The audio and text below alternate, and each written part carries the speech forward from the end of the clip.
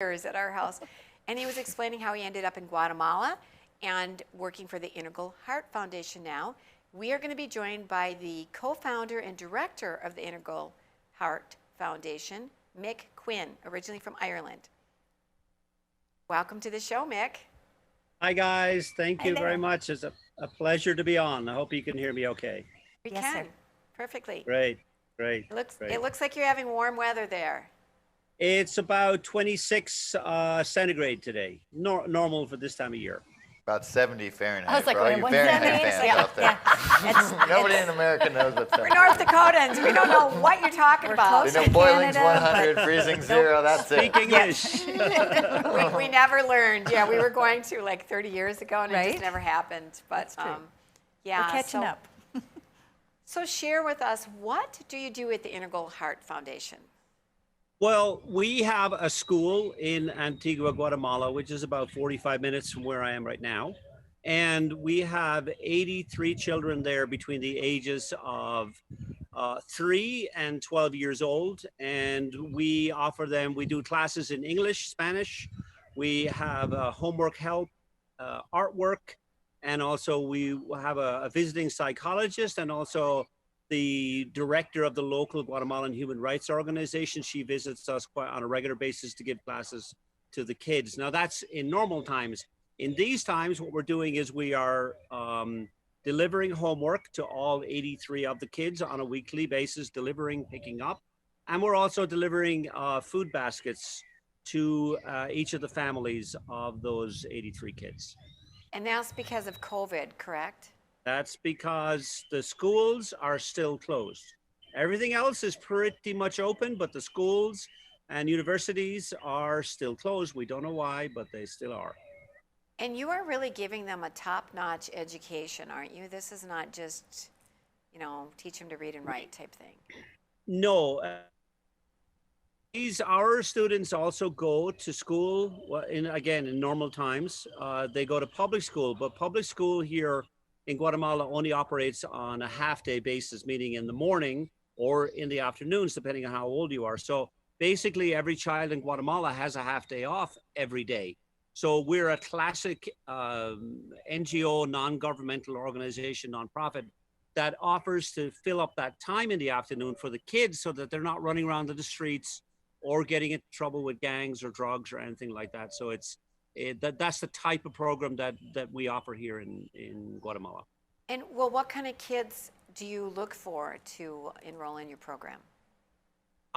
These are kids Antigua is a Spanish UNESCO certified city. It's very pretty, cobblestone streets, no traffic lights. It's full of foreigners. It's quite expensive, but all around Antigua in the mountains are these really small, very poor villages where children are born into generational poverty. So our primary goal is to give them a stable base where they feel loved, protected, and safe.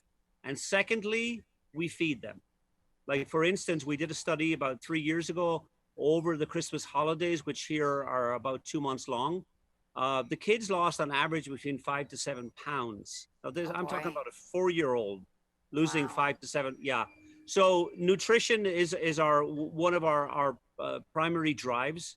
Then it's education, but the overarching aspect of our work is love. It's giving these kids the sense that they are loved, that that stability is possible. Where they grow up in these villages, it's really born into generation poverty. There's no way they can get out of it without extra help, and that's what we provide at the Integral Heart School. So I saw on your website that critical thinking is one of the primary teachings of the school. Here in America, it's more like critical race theory is taught.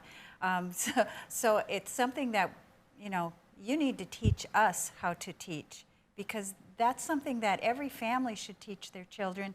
But you need to do it a different way, if I understand it right, so that you don't get pushback from the families, or, what prompted you to go that direction?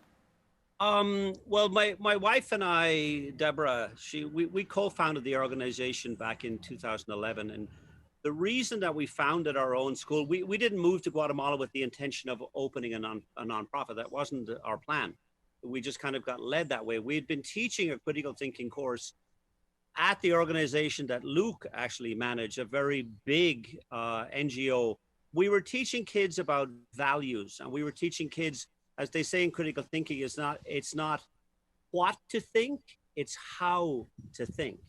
So we were using structures from integral theory, from spiral dynamics. These are pretty, let's say, tried and trusted techniques of developing a critical sense that you can understand the world around you without being angry or intimidated by it, and to understand how you can get ahead in the world where you have a tremendous amount of opposition, let me say, from especially growing up in generational poverty.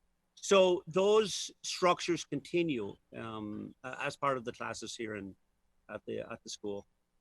Can I show a couple pictures? Please. So people can get an idea.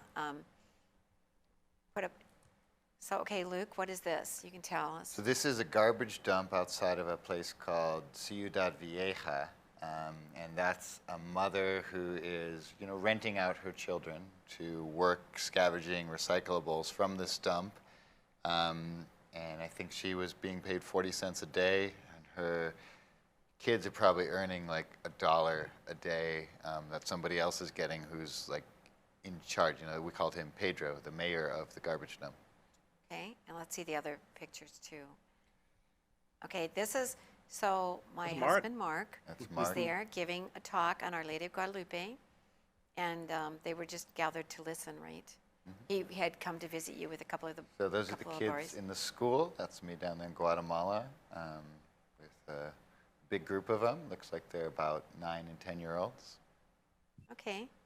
All right. And this is like what the program ultimately does. So this is a student who was in the garbage dump as an 8-year-old, and this is her. She's just graduated high school. So that's so amazing. Being a 10-year organization, I think, Mick, you'd agree that we know this system works at this point because we've seen kids that just didn't have any chance of graduating high school, living the dreams that they wanted to instead of the life that they were forced to live. So, it really takes 10 years, and like Mick said, it's that even if their parents are neglectful, unstable in their lives, if they have one presence, one entity, one person that is consistent and provides consistent love, encouragement, that's enough to break the chains of generational poverty, which, it's not a lack of financial resources. That's a symptom of a lack of emotional resources, I think I would say. Mick, we have 30 seconds. This went by so quickly. What would you like to leave us with? What thoughts of how you can make a difference? First of all, I would like to thank you for allowing us this audience. It's been wonderful to be on and also show you a little glimpse of Guatemala in the background. We're about half of our donations come from regular monthly donors, and the rest we have to find through various funding drives. So if anyone that's listening would like to become a monthly donor, and that can start as low as $10 a month, it's actually quite, and that we can do some damage with. So 10, we have monthly donors starting at 10 all the way up. So thank you very much. So that's a way that we can be a part of it. And we'll give people more information on that in the next segment too, so they can. Thank you, Mick, for joining us. Thank you. Ciao, guys. See you, Mick. See you on the other side soon. Yeah. All right, Luke. Bye. Okay, Bye. and we'll be right back with Ladies of Another View on BEK.